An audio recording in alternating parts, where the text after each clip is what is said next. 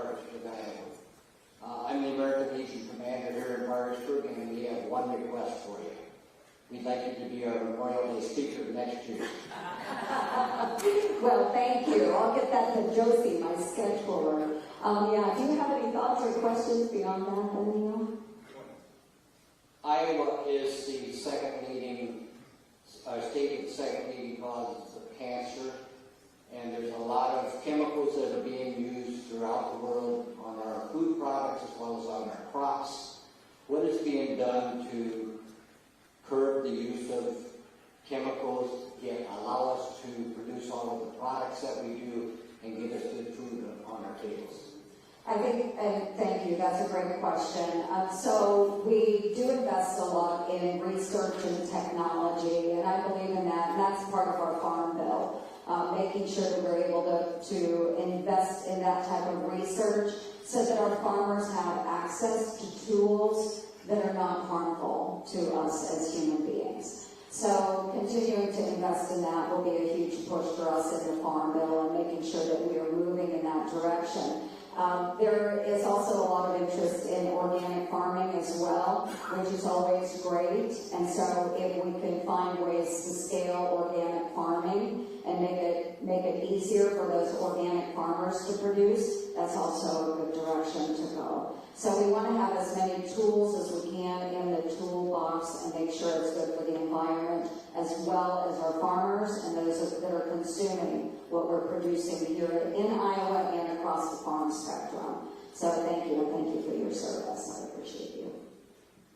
Next up. Okay, next we've got Karen. Karen.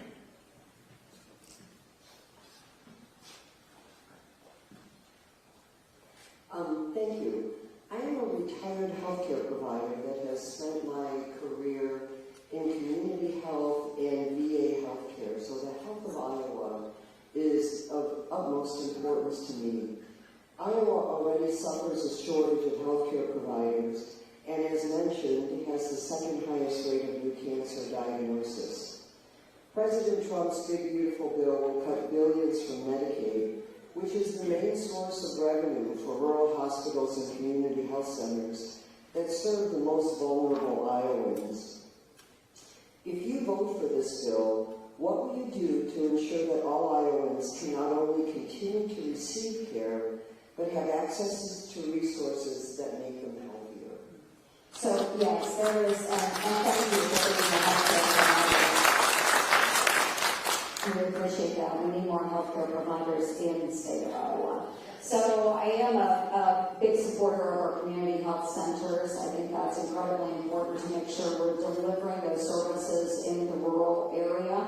You are absolutely correct in that we do have a large number of those patients that are there because they are served by Medicaid. We know that that is a very important program, which is why we will continue those discussions.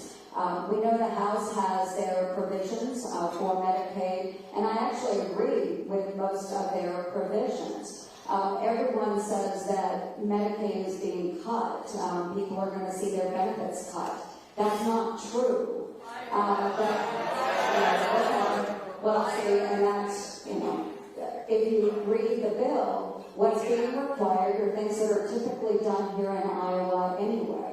What happened during the last several years, and this happened during COVID, and I can understand some of the reasons they did this in the Biden administration. It made it much easier to get onto Medicaid, but much tougher to take people off of Medicaid. So even though they may be working a full-time job and have access to other benefits, they're still receiving Medicaid.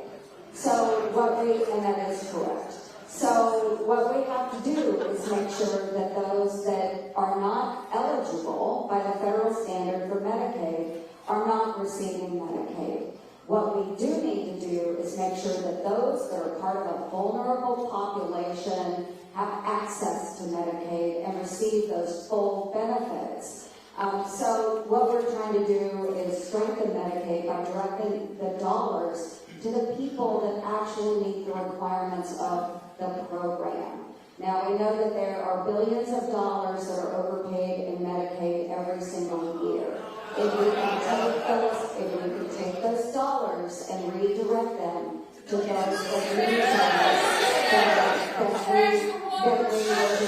that we will do much better. We will do much better. Thank you. Next up is Alan from Parkersburg. That'll be followed by T. Junker from Dorford. Or Ted.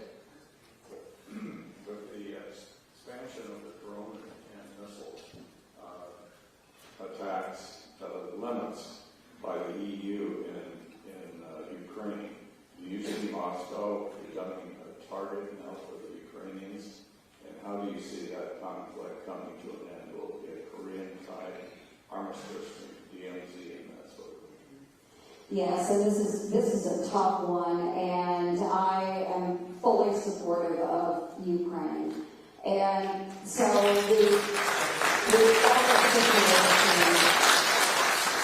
we've got a situation there where the EU has said, take more of our platforms and use them as you will. I do get concerned that this will escalate the war. Obviously, if Ukraine decides to use drones and missiles to target Moscow, there will be, other thoughts by Moscow. Putin is threatening nuclear and so forth. We have to be really careful about that. But at the same time, I don't know of any war that's been won on defense. So what do? I say let Ukraine do what they need to do to bring the war to an end. This has gone on way too long. I am a co-sponsor of the bill that's being put up by Richard Blumenthal, a Democrat, and Lindsey Graham, a Republican. We have over 80 co-sponsors on this bill in the Senate to bring up greater sanctions and secondary sanctions against Russia, which would squeeze them so that they don't have the funds to continue funneling money into their war machine. So I am all about sanctions. I want to see this war end, but I want to see it end also with a favorable outcome for Ukraine. We're losing about 5,000 civilians and soldiers in Ukraine every week because of this war, and it has to end. So if there's a DMZ, something like that, whatever it is, the war needs to come to an end. Do you think Trump will veto that bill? Yeah. No kidding. No. Or enforce it alone. Ted Junker.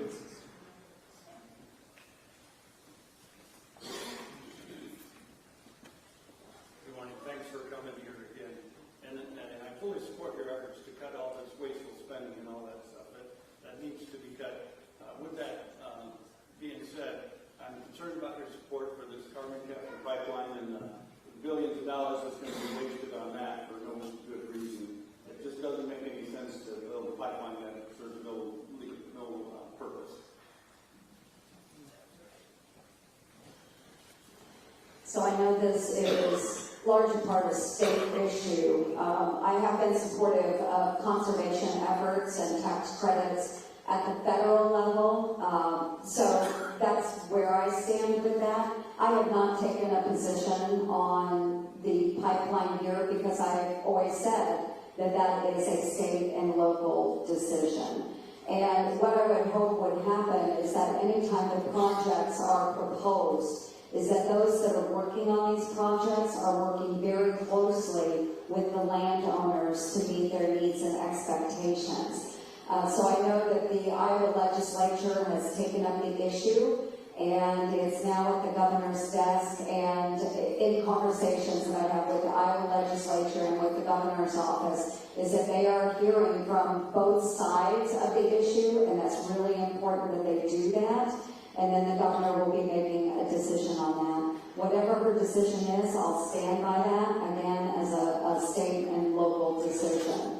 So I do understand, I do support those tax credits at the federal level. I do believe in conservation, so we'll go there. But again, I haven't publicly stated a position one way or another on the pipeline.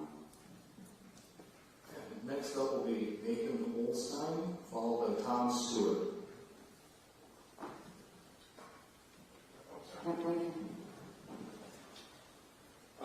Thank you, Sarah, for making it here. I know it's probably a pretty hostile crowd, it seems like so far. I want to appreciate, thank you for everything you've done for farmers and biofuel industry. As part of the reconciliation bill, I know the Trump administration has made crypto such a big part of their American energy dominance. Obviously, that's effects on farmers with ability to get propane, natural gas, also for the biofuel industry. One of the aspects I think was pulled out from the reconciliation bill dealing with FERC. I know President Trump tweeted saying that should be back in there so we can get the vital critical infrastructure that we need across the U.S. And so, just my more of a comment. I just hope that the Senate can support that, and so we can get some of those projects done, so we can grow rural Iowa and stay at that. Yeah, I think it will continue to be a really, really heavy topic of conversation, and the president has been very supportive of these infrastructure moves, not just in Iowa, but all across the United States as well. So again, going back to the fact that we really do need to work closely with the landowners, but recognizing that we do have to continue to move forward. Energy is a big deal, and if we really want to be self-sufficient and find a way forward, we've got to find ways to encourage greater development of energy here in the United States. So this is, I know it's a testy topic, folks, and believe me, I've followed what's going on here in our state, in other states as well. We've got to figure it out. We've got to come together on this and make sure that we're finding reasonable accommodations to develop energy here in the United States rather than being reliant upon foreign adversaries. So we'll find a way. We will continue those discussions. I know it's really important to President Trump. And next up, Tom Stewart. Good morning. There's plenty of things I could ask a question about, but what's become more important to me in the past couple of years with my mom being in a nursing home is the costs. My folks, some people here know or knew them, and my grandparents were poor people on both sides of the family that always worked, always saved, they didn't go on vacation. We got one pair of shoes, and we had shoes for church, limited amounts of clothes and whatever. We went on vacation 2 times when I was in high school, both to, or one was Lake the Ozarks, because you could rent a trailer there through the military. My dad was retired Army. Anyhow, all the work and sacrifices my folks made now goes to a nursing home. My mom has dementia. You're paying for someone to not have a life. And I just think that it's absurd that other people, and nothing against them, but I have friends that never say anything. They get the same care that my mom gets. And $10,000 is a lot of money. She gets my dad's Social Security and part of his disability. He had Agent Orange cancer and part of his Army pension. But that doesn't cover everything out of that. So they have a lack of help. The care she got here in town was ridiculous. It's a lot better than Eldora. It's a lot more expensive. And I don't know if people are aware of that, how much things cost.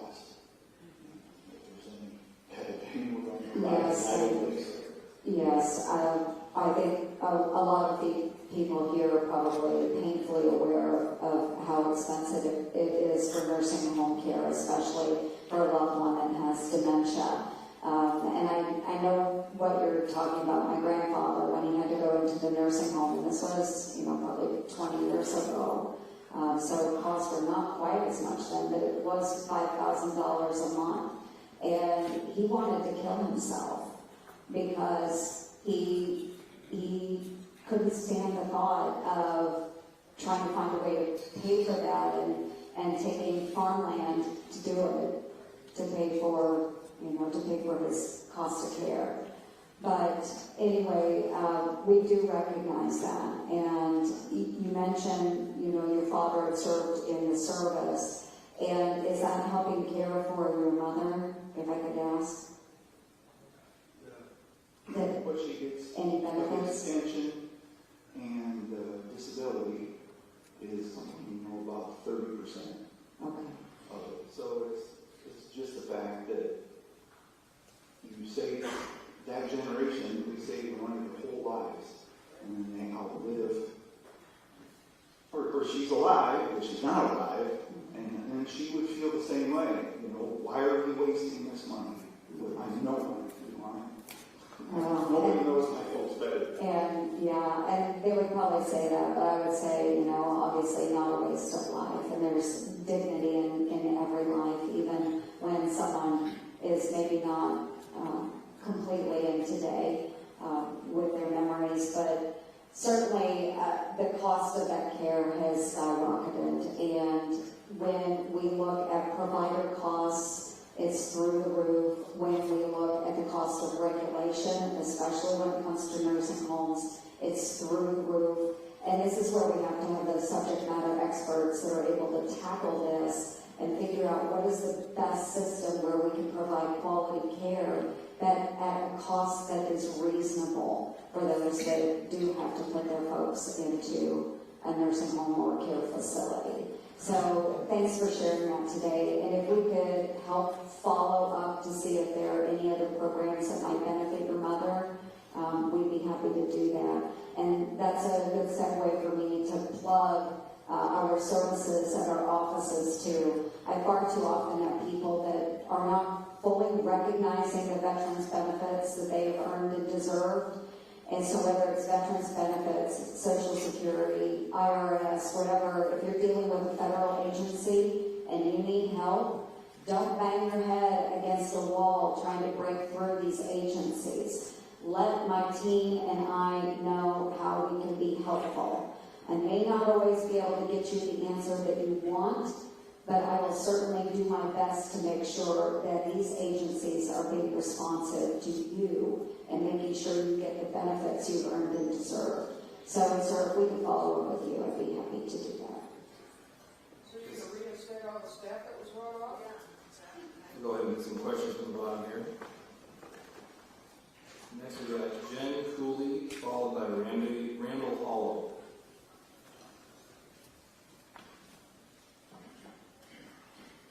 Hi, Joni.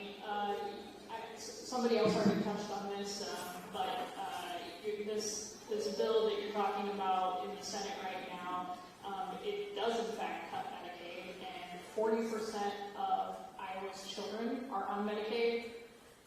50% of Iowa's nursing home patients are on Medicaid. 77% of the people on Medicaid, you're right, they do work, but you know what they don't get? A living wage.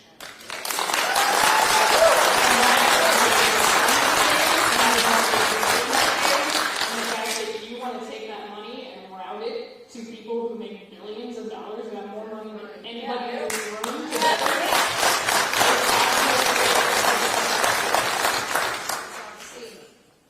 I would say, Jen, no, we're not going to cut those benefits for those children. So, no, what we are doing is making sure that those that are not Medicaid eligible are not receiving benefits. Next up is Randall Hollow.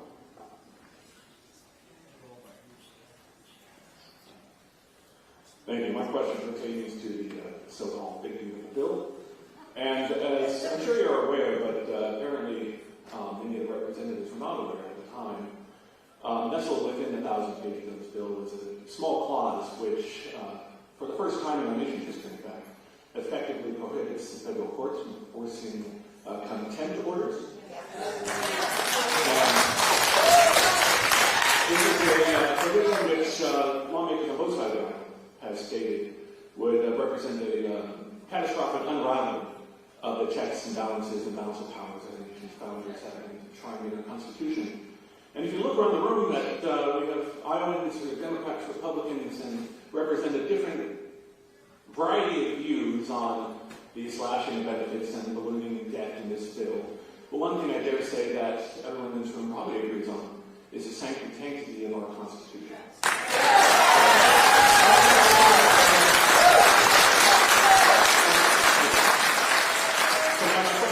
my question for you today is, will you pledge to us, our constituents who we serve, that you will not vote for this bill or any other bill that contains this poisonous provision? One thing that I will explain, because we have a lot of subject matter experts here in the room, is that the House has written one version of a bill. The Senate is taking up our own version of the bill. The two will be married together at some point, and we hope that that is by July 4th, and we can get that behind us, work on the Farm Bill and other appropriations bills. But for those of you that do follow the Senate and the process that we go through, is that there is a rule called the Byrd Rule. Silence. So the Byrd Rule states that anything that goes into our package in the Senate, it can't be policy. It can't be policy. It has to be focused on mandatory spending. I don't know anything about that provision that talks about mandatory spending or revenues. Okay, so a lot of what has been wrapped up into the House bill will be flushed out in what we call the Byrd bath in the Senate. We go through this every time we go through spending packages in the Senate. So we'll go through the Byrd bath, and we're not the ones that make that decision, folks. Again, if you follow Senate procedures, it's nonpartisan parliamentarians that make that decision. They are not appointed by us, nonpartisan parliamentarians, and they are very strict about this as well. So I don't see any argument that could ever be made that this affects mandatory spending or revenues. I just don't see that. I don't see it getting into the Senate bill. Next up is Service and Gas. I will support the parliamentarians. Next up is Service and Gas, followed by John Fraser. I did. It will not be in the Senate bill. And I could support the Senate bill, and I may not. I don't know what's in the Senate bill. Will you vote for it if it's in there? I It somehow makes its way in there. That was the question I heard.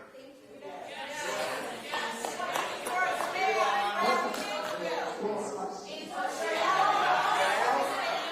Senator, my name is Harrison Cass.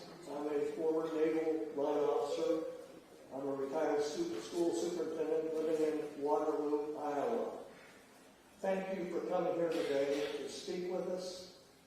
This is what democracy should be about, is direct face-to-face contact with your constituents, and I appreciate that. These are troubling times in the United States of America. Many Americans, including me, have great concerns about the direction that our president is taking, our federal government is taking right now. We clearly have, and this is already in place, we clearly have a president who is destroying the federal government.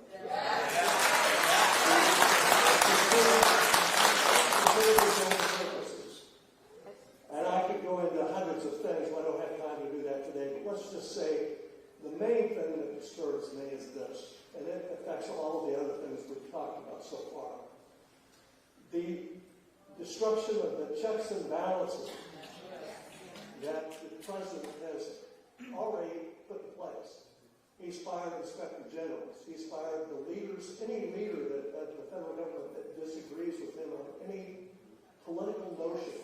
He is fired, and he's even pursuing lawsuits against those who lawfully acted and challenged him in the past when he was trying to overthrow the government.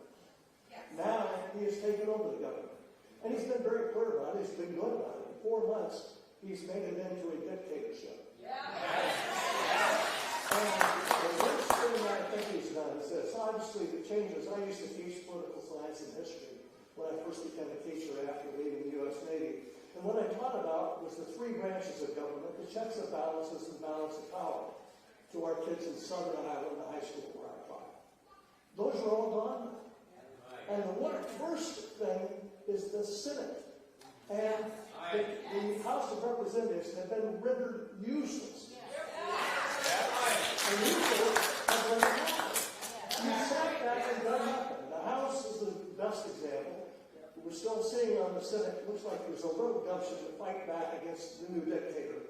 But this has been like a Nazi blitzkrieg, and you folks have sat and done nothing. Now, I know that you were going to go against Pete Hegseth, who was head of the So my question is this. Are you afraid Trump? Are you corrupt like Trump? Or are you just at the point you don't care anymore and that's why you don't do it?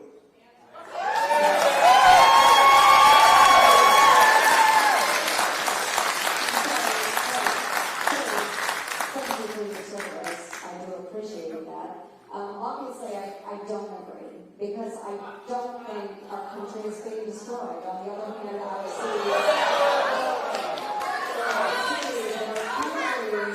our country is being with the federal government, and because I've worked on these squeal issues for so long, I'm not squealing, ma'am. It's the Doge efforts we're going through. Why was our federal government? Because you taught civics, federal government. Why was the federal government established 2.5 centuries ago? It was established for the common defense of the people. So our military, defending our country, number one. It was for a common judiciary to settle disagreements.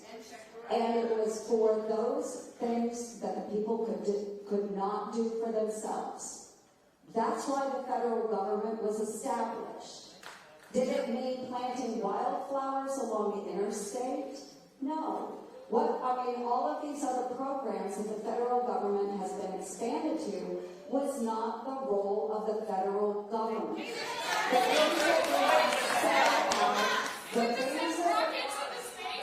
The things that were not spelled out into the Constitution were delegated under the 10th Amendment to the states. So what we are seeing in federal government is the right sizing of the federal government and allowing the states to take up the role that our forefathers intended. It's chaos. It may be chaos to you, but we do have to get back to a semblance of what our country was founded for. So we are $36 trillion in debt. Both sides have contributed to this. But when does it end? When does it end? So we do have to, I am, and that's why Doge is so So we are seeing billions of dollars going to China through a lot of our small business programs. Again, I focus on small business. So those dollars are not going to go to China anymore. You want to borrow money from China to send money to China? That makes no... Sure? I don't give a fuck about China. Sure? I care about my country that's being taken over. Okay, does everybody agree that we should borrow money from China to send it to China? Wow. Okay, you guys, wow.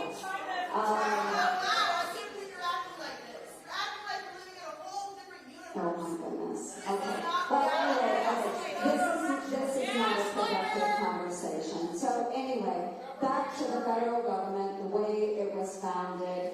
This is what we are attempting to do, and I think in the end we'll be stronger. Now, I do believe that having a president that I can actually have a conversation with on the phone, and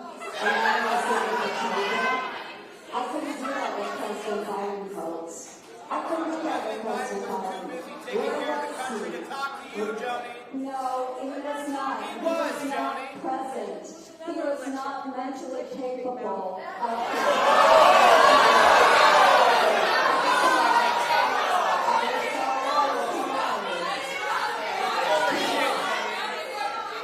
People closest to him will acknowledge that.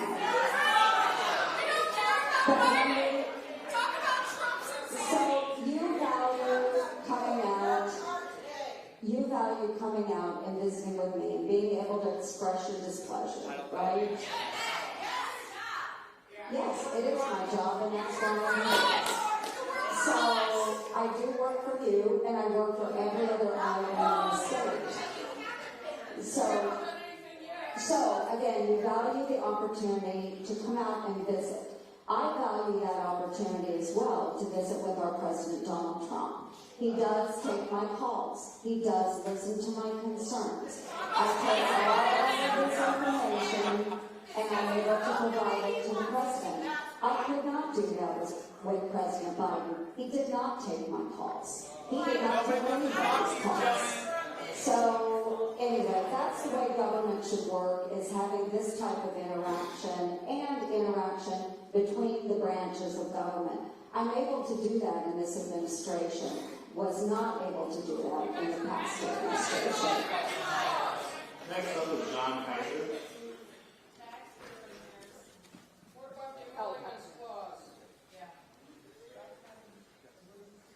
First of all, I want to thank you for holding this town meeting. I've heard that Republican legislators were not to hold town meetings. I don't know exactly where that came from, but anyway, I'm very thankful that you're here. I have one question. Do you think the legislative branch is doing anything to restore balance of power, which in my opinion is heavily in the executive branch? The judicial branch can bring affidavits and things to play, but the legal process takes so long that it's hard to see any limit of power it's hard to see any limit on the executive branch. So I'm interested to know if you see any evidence in the legislature, either House of Representatives or Senate, that will kind of restore the balance of power which our administration needs. Well, I'd say that, and thank you. And to your first point, what I would like to point out to folks is that here in Iowa, you are blessed to have elected officials that will come out and visit with you. Because, no, I'm serious. I talk to so many people from other states that have never, ever had the opportunity to meet the people they elect, not even their state legislators. In Iowa, we're very active in getting out into the counties. So I appreciate that acknowledgement. And I would say that with the balance of power, we actually are very active in the legislature and making sure in Congress. Again, I'm the chair of the Small Business Committee, and I hold weekly meetings, and we're moving bipartisan legislation. And I want to acknowledge that as well, is that we do work on a lot of bipartisan issues. And so we are working and functioning quite well as a Congress this year. We have worked more in this session, in this year, than we did most of last year, already just in the first few months. We're moving bills out of the Small Business Committee. We're moving bills out of the Commerce Committee, you name it. And so we are actively working and doing more in this Congress than we probably saw in the past 2 years of the previous Congress. So, yeah, just go back and look. You can go to my website. So, we are working very hard as our job in Congress to move legislation. We are working on appropriations bills, and the Senate Majority Leader John Thune would like to be able to move all of those appropriations bills out. Now, think back, last year we got into trouble, as we do every year, not getting appropriations bills done on time. So when we were sitting in the minority, of course, we had Chuck Schumer as the majority leader. We had all of our appropriations bills out, done by the summer.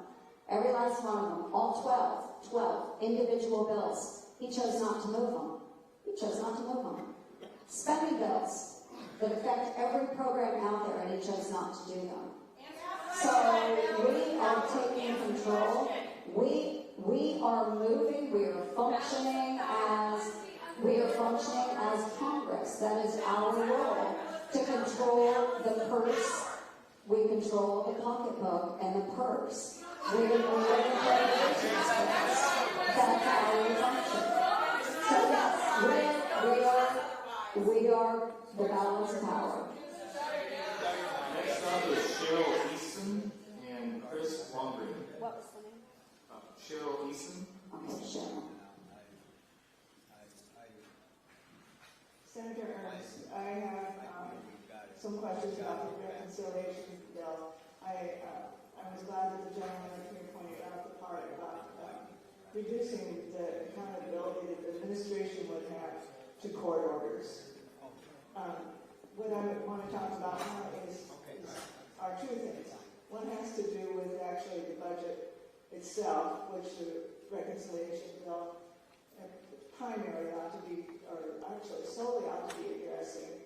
And then also one about part of the bill that addresses private school vouchers as tax credits within the bill. So I'm going to read to you from an email that I sent you recently. You acknowledge is received, but you haven't had time to get back to me specifically about it, which I understand. As you know, as we all know, the Republican Party has long emphasized its support of fiscal responsibility. The Congressional Budget Office projects that the budget bill passed by the House will add $2.3 trillion to the federal government's deficit over the next 10 years. Treasury.gov reports the federal government has already spent in fiscal year 2025, which is not just President Trump, it would be President Biden's presidency too, $1.05 trillion more than it has collected. As I understand it, the House-approved budget bill will offer tax savings to the upper 0.1% of earners in the U.S. Not my number, so I'll go on to the next thing. The top 5% of earners in the group will see a tax cut of $117.2 billion, more than 20% of the tax cuts in the bill. In contrast, the Congressional Budget Office has said that the lowest 10% of earners in the U.S. will lose money after the bill. The disproportionate financial benefits to the wealthiest individuals and corporations, to me, seem neither compassionate or fiscally responsible.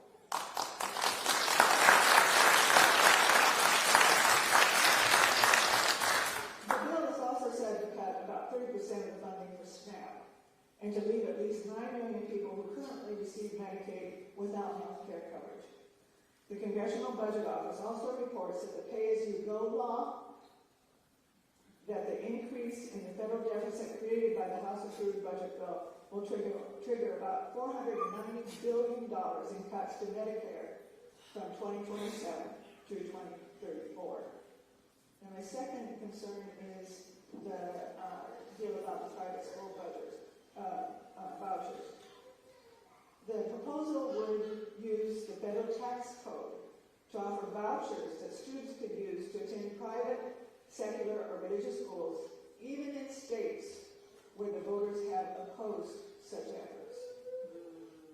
The federal proposal would reward people who make charitable donations to what are known as scholarship granting organizations. They reward a dollar-for-dollar tax credit, but it doesn't stop there. Instead of cash, the donors could donate stock. Normally, when you sell stock that's made money, you pay capital gains taxes on any profit you made. But donors who give their stock to an SGO, this scholarship, would have to pay wouldn't have to pay capital tax gains on any increase in the stock's value, and they would still get the tax credit. Between the tax credit and this capital gains tax avoidance, they would find that donating would yield a personal profit for themselves, and donating to the scholarship fund, which actually just gives them a tax credit. It's estimated that the bill as currently written would facilitate $2.2 billion in capital gains tax avoidance over the next decade. In other words, is a tax shelter for the wealthy. Okay, thank you for letting me know as well. Thanks for coming out today. And yes, and you stated again that as written, and it will change. The bill will be changing. There are going to be some things that we do agree on with the House, though. And you mentioned things like the Medicaid and how some people currently on Medicaid would not be able to receive Medicaid. That's because they're not currently eligible by the original definition of Medicaid, and they will be moved off of those Medicaid rolls. Again, still allowing those that are truly eligible for Medicaid to remain on those rolls. When it comes to SNAP, and believe me, I focused on this issue, the states have been making overpayments when it comes to SNAP, and this is an issue that has been recognized by both Democrats and Republicans. So this is an area that I worked with Debbie Staffenow, who was the Democratic chair of the Ag Committee, to correct. We did not get the Farm Bill done during her tenure as chair, and so this is something that we do hope to correct in the reconciliation bill. So that's SNAP as it stands now. That again has been agreed upon by both Democrats and Republicans in the past. So when we're talking about the corrections in this reconciliation bill, again, it's corrections of overpayments and people that have not been eligible for these programs by law as it is currently written. So when you are arguing about illegals that are receiving Medicaid benefits, 1.4 million, they are not eligible, so they will be coming off. So people are not, well, we all are going to die.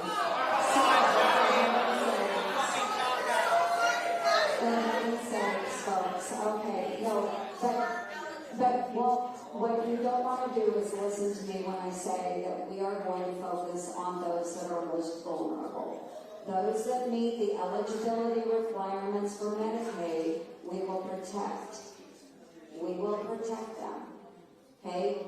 Medicaid is extremely important here in the state of Iowa. If you don't want to listen, that's fine. But what I'm doing is going through and telling you that those that are not eligible, those that are working and have opportunity for benefits elsewhere, then they should receive those benefits elsewhere and leave those dollars for those that are eligible for Medicaid. SNAP overpayments that the states have been making will need to stop. Okay? No, it's not a lie because I've worked on it. It's bipartisan. Then you tell everybody else in the Senate that what we're doing is wrong. Democrats, Republicans, and Independents. So ma'am, you did have a very lengthy point there. But again, going back, what we'll try and do in the Senate version of the bill is correct and make sure that the law is being followed. Those tax credits and things that were passed in the 2017 Tax Cuts and Jobs Act, what we're planning to do is extend those. So that's what we're planning to do. And then when it comes to the school vouchers, again, that is something that could be construed as being more policy-oriented than actually focused on that mandatory spending. So we will have to go back and see. I appreciate school vouchers, and I would be supportive of that.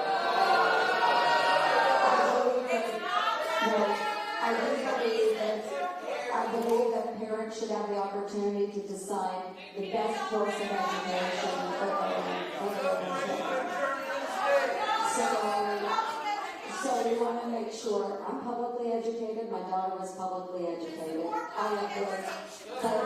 But again, not every private school is church affiliated. So I do think parents have that opportunity to make that decision, they should. We want to make sure that our children are well educated. So yes, I do support that. And if you want to go to my website, you can see where I've co-sponsored different private education initiatives. But again, I don't know that it'll make it through the bird bath in the Senate. We'll have to see what the parliamentarians rule when it comes to all of these other types of provisions that were in the House bill. Next up is Chris Lorraine.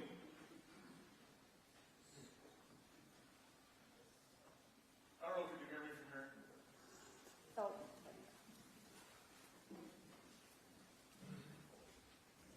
So I appreciate you being here, also Senator Ernst. As you know, Parkersburg experienced some pretty serious events in the last 15 years.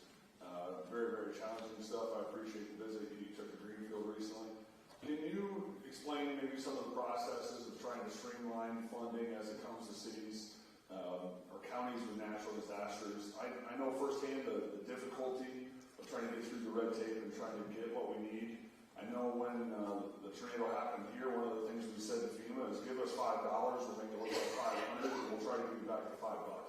And we really took that serious. But I know Greenfield has struggled with some similar things. Secondarily, first responders, whether it's police, fire, and EMS, were severely impacted by natural disasters in Greenfield here in Parkersburg.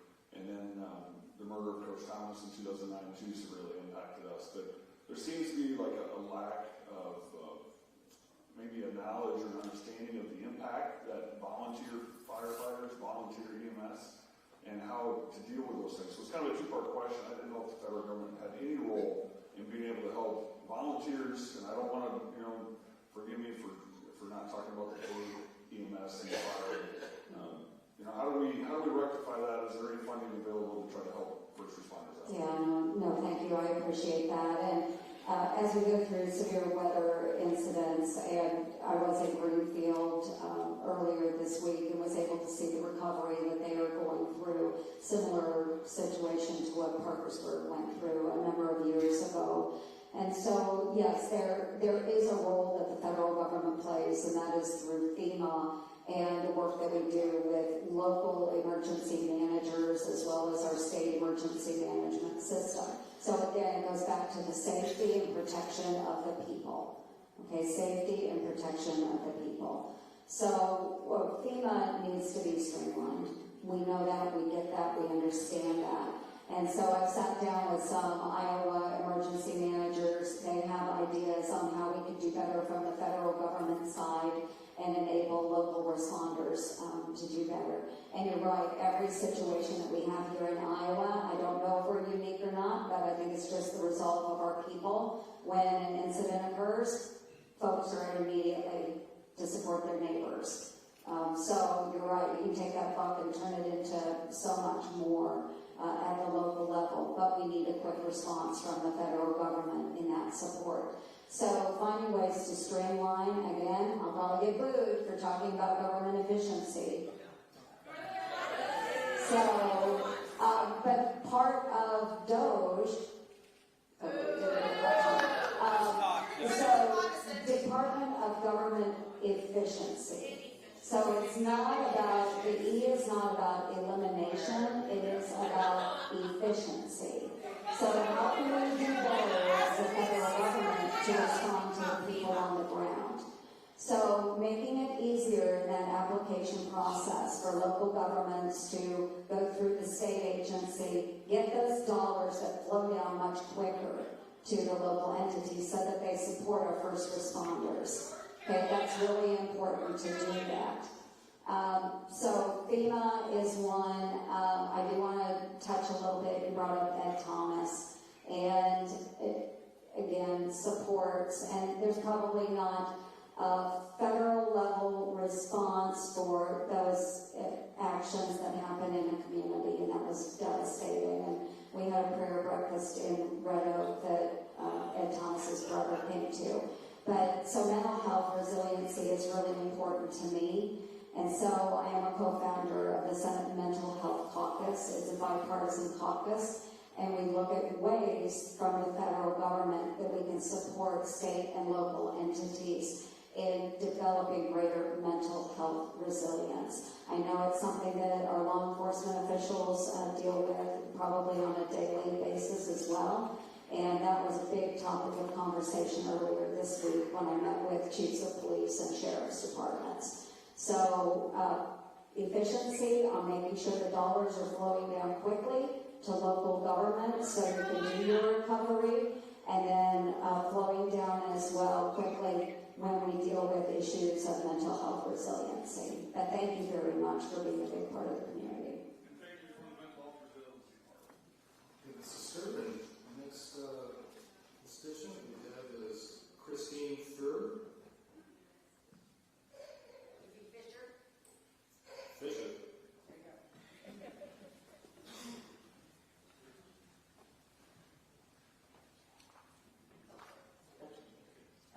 Again, thank you for coming. I'm sure you knew it wasn't going to be pleasant. Actually, the good question I wanted to ask the lady over here asked very well with great detail. So I guess I would like to make a comment and give a suggestion. I am retired, recently retired. I have spent my adult life working for the government in one form or the other, in human services, but also in offices where we had the income maintenance workers. You want to know how to save money in the government. You go ask the people who have been doing those jobs. Somebody who makes billions getting money from the government, I believe there needs to be coming together of the people who have run these departments over the last 3 to 4 administrations, and people who have been working at the state level within those same departments. I believe you put the people who have been doing that job, they are going to come back and tell you this is exactly where the money's not being well used. This is where money needs to be put. And we wanted to do that. I can tell you, 30-some years working in government, we wanted to do that because there were so many times we would be seeing money going into things that was somebody's big priority, but it really wasn't what we needed right down here in our county. So that is my recommendation. Take the advice of the people who work in these departments. Absolutely. Together these committees. Let's get to how their departments can be more effective. Yeah, that's wonderful. Oh, I'm sorry, go on. Okay. And my last comment is, I'm a veteran. I have 2 brothers who are retired veterans. I have a niece and a nephew who are retired veterans. I have 2 other nephews who are veterans. My father was a veteran. How can you, with your own military background, not fight any cuts to anything for our veterans?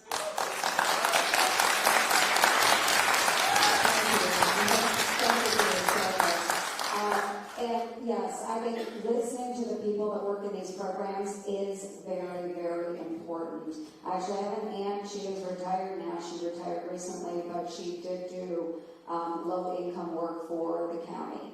So, believe me, yeah, and believe me, no, we hear it. So I actually authored a bill a number of years ago that was called the Empowerment Act. And I had some folks that were Republicans that were co-sponsors on this.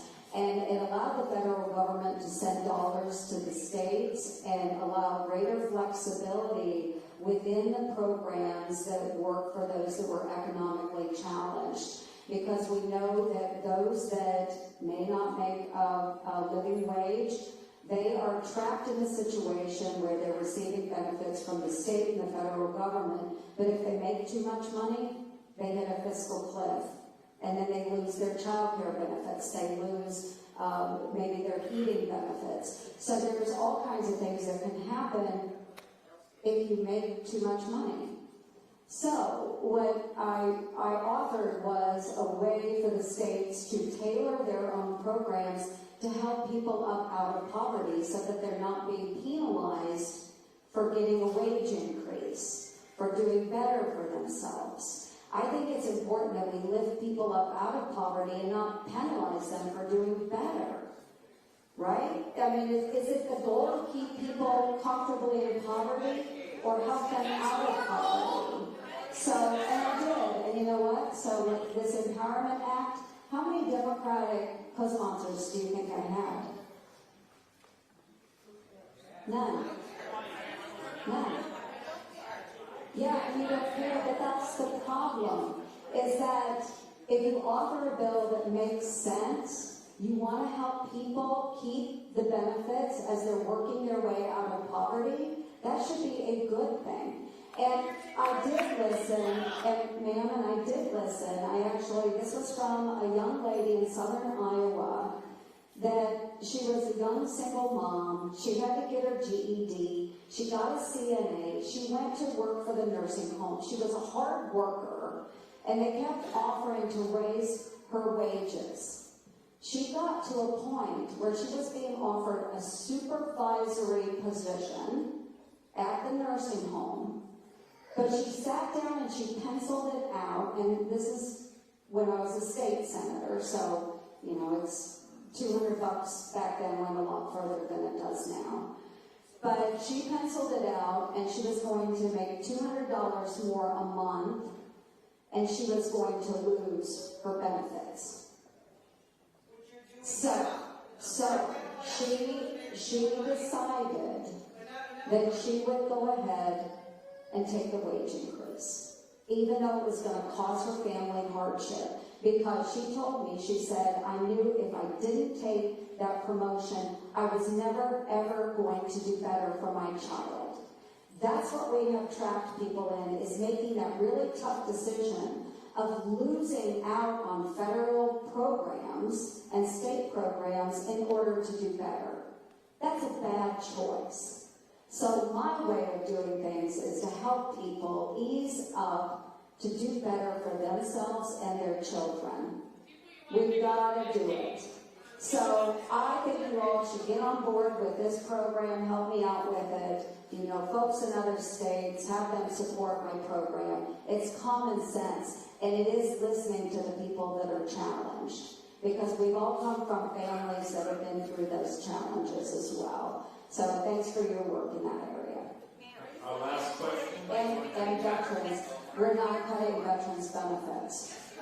No, we're not cutting veterans' benefits. Last question from Elizabeth Kendrick.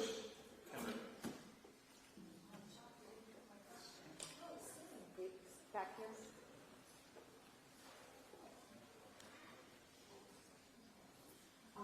Thank you so much, Senator, for coming. I've actually come to DC a couple of times to meet with you and advocate, so I really appreciate you coming here to my hometown. Like many people have brought up about Medicaid, that's also what I wanted to discuss today. So professionally, I work for Lutheran Services in Iowa. I coordinate our statewide maternal support, prenatal support program. I'm very concerned about the Medicaid possibility of cuts. Locally, or locally, recently Medicaid was reduced from being 375% of the poverty level during pregnancy to 200%. I realize that that's a state level issue, but I am very concerned that we're going to see concerns in about 9 months with higher mortality rates and more problems with babies.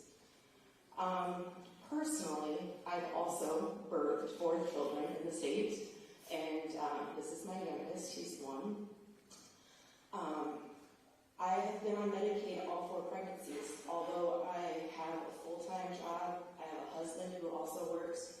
We qualify for Medicaid while I'm pregnant because of those higher income levels, and we need it to cover my high deductible, although I have health insurance through work. I heard you say earlier about people who work full-time but still get Medicaid.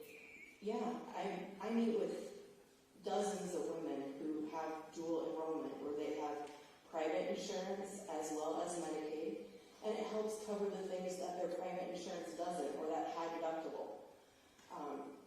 So I just wanted to offer that perspective. That's good. That's good information. Thank you.